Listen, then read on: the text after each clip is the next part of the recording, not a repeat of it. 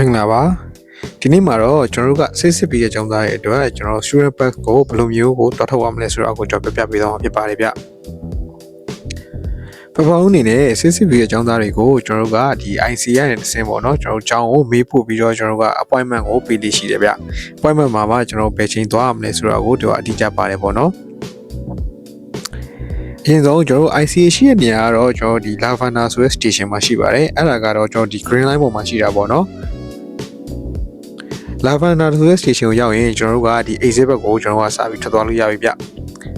exit ဘက်မှာလည်းကျွန်တော်တို့ကဒီပေါ့နော် ICA ကိုသွားမယ်လမ်းညွှန်ဆိုင်မှုလေးရှိတယ်အမှဒီ exit A ဘက်ကိုသွားမှာပါဗျ exit A ဘက်ကိုရောက်လို့ရှိရင်ကျွန်တော်ဘက်ကဒီဆက်တွေကစီးပြီးသွားလို့ရတယ်လို့ကျွန်တော် ICA ရုံးဘက်ကိုတစ်ခါတည်းဆက်ထားတယ်ပေါ့နော်ကျွန်တော်တို့ကဒီဓာတ်လေကလည်းရှိတယ်ခင်ဗျဓာတ်လေကထွက်သွားပြီးတော့ညာဘက်ခွဲတဲ့အခါမှာကျွန်တော် ICA တိုးဆိုပြီးတော့ပေါ့နော်ကျွန်တော်ဆိုင်းဘုတ်လေးတစ်ခုရှိတယ်အဲ့ဒီမှာလေကားလေးကိုတက်သွားရုံပဲဗျအဲ့မှာကျွန်တော်တို့ကတီကားနေတက်သွားပြီးရှောက်သွားလို့ရှိရင်ကျွန်တော် IC ရဲ့ရုံးရဲ့အဝါကိုရောက်ရှိဖြစ်ပါတယ်အဲ့မှာကျွန်တော်တို့ကအောက်မှာကျွန်တော်ဒါတဲ့ appointment ကိုပြပြီးတော့ကျွန်တော်တို့ကဒီ ticket ထုတ်ရတယ်ပေါ့နော်ပြီးတော့ရင်တော့အပေါ်ကိုကျွန်တော်3000ကိုတက်ပြီးတော့ကျွန်တော်တို့ကစောင့်ရုံပါပဲဗျ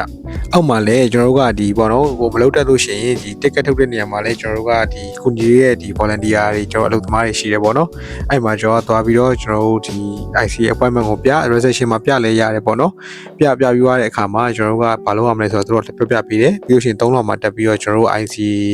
ရဲ့ကျွန်တော် counselor နဲ့တွေ့လို့ရပြီပေါ့နော်ဒီ counselor ကနေတစ်ဆင့်ကျွန်တော်လိုအပ်တဲ့အချက်လက်တွေဖြစ်တဲ့ဒီကျွန်တော်တို့ visa approve ဖြစ်တာတဲ့ letter တွေပြီးလို့ရှိရင်ကျွန်တော်ရဲ့ဒီ passport တွေကိုတောင်းနေမယ်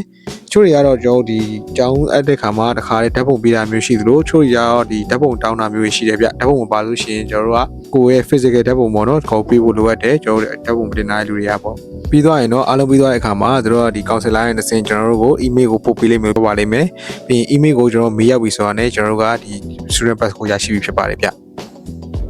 အားလုံးပဲနောက်ဗီဒီယိုမှာပြန်လည်တွေ့ဆုံရပါမယ်ခင်ဗျကျေးဇူးပါ